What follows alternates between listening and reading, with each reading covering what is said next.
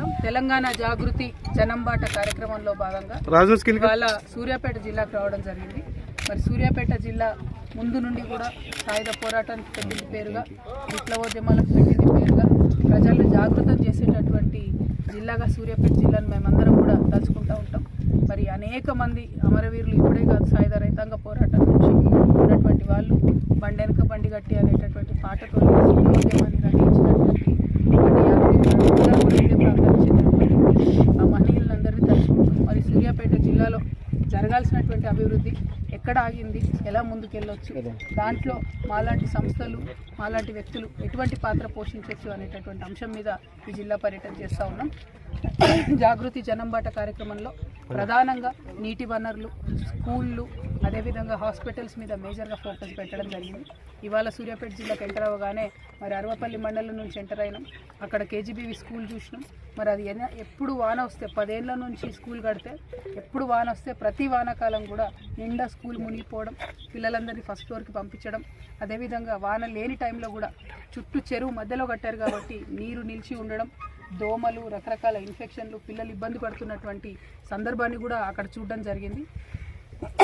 మొన్న మధ్య వచ్చినటువంటి తుఫాన్లో స్కూల్ మునిగిపోతే జిల్లా కలెక్టర్ గారు వచ్చి కూడా చూసి వెళ్ళారంట. కానీ ఇంతవరకు మరి ఏం చర్యలు చేపట్టారో తెలియదు. నేను కూడా పర్సనల్గా జిల్లా కలెక్టర్ గారు కూడా మాట్లాడతాను, ఏం చర్యలు చేపట్టారో ఏందన్న విషయాన్ని కూడా పరిశీలన చేయడం జరుగుతుంది.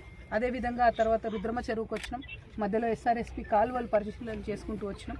తెలంగాణలో ఉన్న ప్రతి ఒక్క కాలువ కూడా లైనింగ్ లేకుండా కంప చెట్లు పెరిగి చాలా భయంకరమైన పరిస్థితుల్లో ఉన్నాయి. మరి O&M అని ఒక సపరేట్ డిపార్ట్మెంటే ఉంటుంది ఇరిగేషన్లో, కానీ ఆపరేషన్ అండ్ మెయింటెనెన్స్ అనే ఆ డిపార్ట్మెంట్కి నిధులు ఎన్నడూ 10 ఏళ్ళు బీఆర్ఎస్లో అయినా 2 ఏళ్ళు కాంగ్రెస్లో అయినా ఎన్నడూ నిధులు ఇవ్వలేదు. కాబట్టి ఏ ఒక్క కాలువ కూడా సరిగ్గా ఉన్నటువంటి పరిస్థితి లేదు. మేము చూసినటువంటి మెయిన్ కెనాల్ ఏదైతే ఇక్కడ సూర్యాపేట ప్రాంతానికి నీళ్ళు ఇచ్చేటటువంటి 70 డిస్ట్రిబ్యూటరీ కెనాల్ని మేము చూడడం జరిగింది. చాలా 70 కిలోమీటర్లు పోయేటటువంటి కాలువ, దాదాపు కోదాడ వరకు నీళ్ళు తీసుకెళ్లే కాలువ. ఆ కాలువ కూడా ఏమాత్రం కూడా మెయింటెనెన్స్ లేకపోవడం నిజంగా దారుణం. ఆ తర్వాత మేము రుద్రమ చెరువు దగ్గరకు వచ్చినాం. యాజ్ ఇట్ ఈస్గా న్యాచురల్గా 700 ఎకరాల విస్తీర్ణంలో ఉన్నటువంటి చెరువు ఇప్పటికీ ఇక్కడ ప్రాంత ప్రజలకు ఉపయోగపడుతుంది.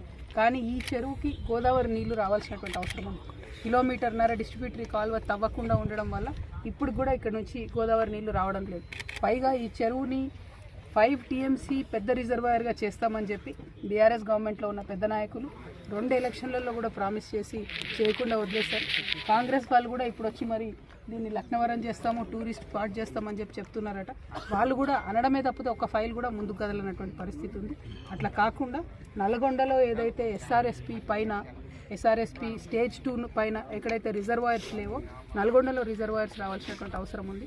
వరంగల్లో కొన్ని ఉన్నాయి, నల్గొండలో రిజర్వాయర్ లేకపోవడంతో ఈ ప్రాంత రైతాంగం అంతా ఇబ్బంది పడుతూ ఉన్నారు. కాబట్టి రిజర్వాయర్లు కట్టే విధంగా ప్రభుత్వం ప్లాన్ చేయాలని చెప్పి డిమాండ్ చేస్తూ ఉన్నాం. Thank you. జై తెలంగాణ.